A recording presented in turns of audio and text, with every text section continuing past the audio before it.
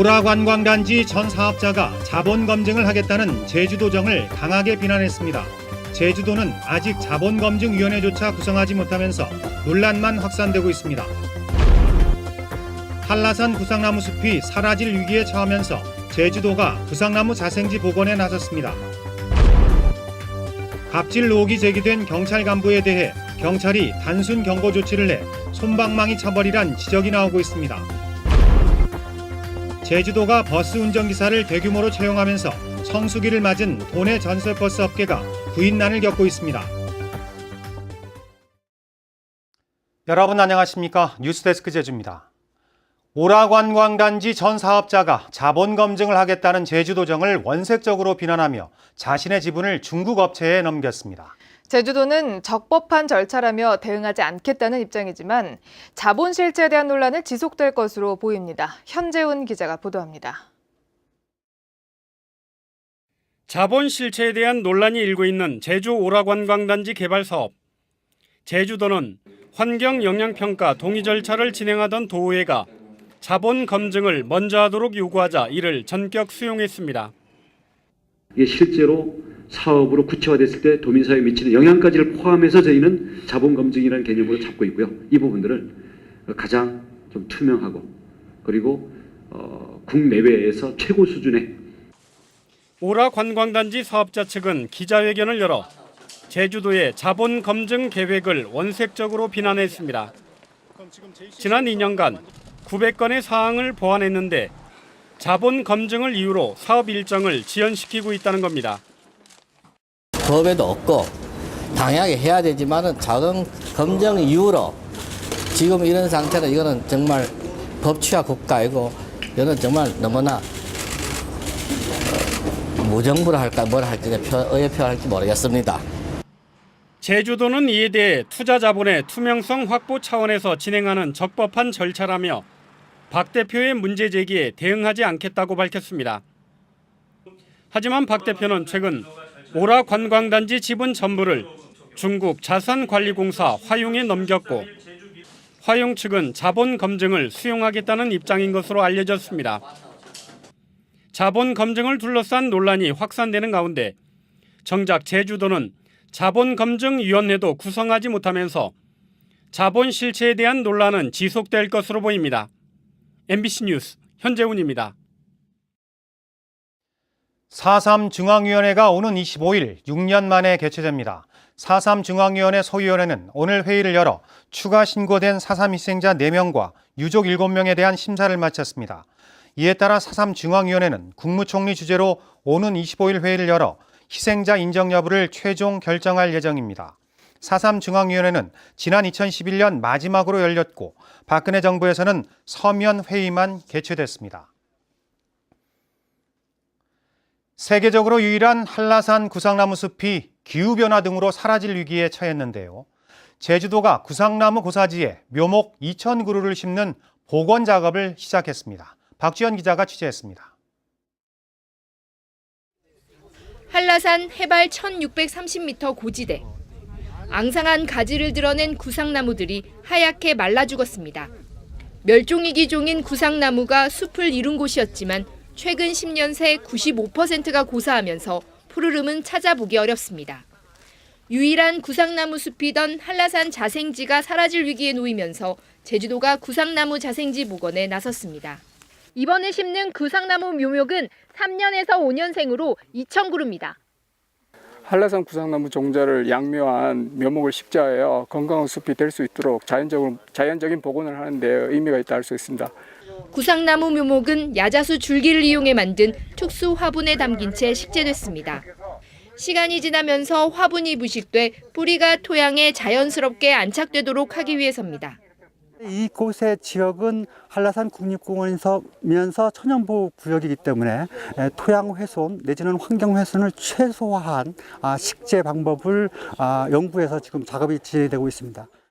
제주도는 이번에 심은 묘목들의 생육 상황을 확인해 종복원 지침서를 개발하고 10년간 45억 원을 투입해 구상나무 숲보전 사업을 추진할 계획입니다. 일단 올해 2,000그루 식재하는 현상을 확인하고 그다음 생육 상태를 이제 모니터링한 이후에 2,000그루 이상을 계속 이제 식재할 계획이고요. 지난 10년간 사라진 구상나무 숲은 전체 면적의 15%인 112헥타르. 구상나무 자생지 복원이 본격적으로 시작되면서 구상나무 숲 보전에 대한 기대감이 높아지고 있습니다. MBC 뉴스 박주연입니다. 최근 제주에서 경찰 간부가 관용차를 사적으로 이용하고 부하 직원에게 폭언을 했다는 갑질 의혹이 제기됐었는데요. 경찰이 감찰에 나섰지만 단순 경고로 끝나 솜방망이 처벌이라는 지적을 피하기 어렵게 됐습니다. 이소연 기자입니다. 지난 4월 모 경찰 간부가 부하 직원들에게 소위 갑질을 했다는 투서가 경찰 감찰부서에 접수됐습니다. 관용 차량을 사적으로 이용하거나 부하 직원에게 라면을 끓이도록 하고 시간의 수당을 부정하게 수령했다는 겁니다. 경찰은 곧 감찰에 착수해 5차례가량 관용 차량을 사적으로 썼고 시간의 수당을 한 차례 부정하게 취득한 사실을 확인했습니다. 하지만 2달 만에 징계위원회를 열어 내린 결론은 불문 경고. 포상 추천 대상에서 제외될 뿐 징계 범위에 포함되지 않는 처분입니다. 솜방망이 처벌이라는 지적이 나오는 이유입니다. 시간의 부당 수령만 했을 경우에만 하더라도 감봉 3개월은 받는다고 생각을 해야 되거든요. 또 본청장님이 엄벌하겠다고 선언한 여러 갑질 사건들까지 맞물려 있는데도 정말 어처구니 없는 일이죠. 결국에는 용기 내서 감찰이 통보한 그 직원만 불쌍한 꼴인 거죠. 감찰팀은 문제가 되는 행위를 한 횟수가 적고 과거에 표창을 받은 부분을 감안했다며 징계위도 민간인이 참여해 투명하게 이루어졌다고 밝혔습니다. 하지만 2015년에는 제주 지역 모 경찰 간부가 관용차를 사적으로 썼다 강등 처분을 받았고 다른 지역에서도 부하 직원에게 사적으로 일을 시킨 경찰이 감봉 처분을 받았습니다. 성추행과 음주운전 동승 등 경찰의 비위행위가 잇따르면서 이 객관적인 처벌 규정이 강화돼야 한다는 지적이 나오고 있습니다. MBC 뉴스 이소연입니다. 제주지방법원 제2형사부는 음주운전 단속 중인 경찰관을 차량으로 친 혐의로 재판에 넘겨진 44살 김모 씨에게 징역 3년에 집행유예 5년을 선고했습니다. 김 씨는 지난 4월 제주시 도남동 일대에서 음주 단속 경찰관을 피해 만취 상태로 차를 몰고 도주하다 길을 가로막은 경찰관을 들이받은 혐의로 기소됐습니다. 다음 달 대중교통체계 개편에 따라 시내 버스가 갑절가까이 증차되고 공영제와 준공영제로 운영되는데요. 이에 따라 제주도가 운전기사를 대규모로 채용하면서 전세버스를 비롯한 기존 업계는 구인난에 허덕이고 있습니다. 홍수연 기자입니다. 제주 시내 한 전세버스 업체. 빈 버스들이 주차장에 줄지어 서 있지만 더 이상 단체 운송 예약을 받을 수가 없습니다. 운전기사 30명 가운데 4명이 제주도의 버스기사 모집에 지원해 회사를 떠났기 때문입니다. 새로 기사를 채용하려 해도 제주도가 책정한 공영버스 기사 연봉 4,200만 원보다 올려주기 어려워 멀쩡한 버스를 세워둬야 할 판입니다.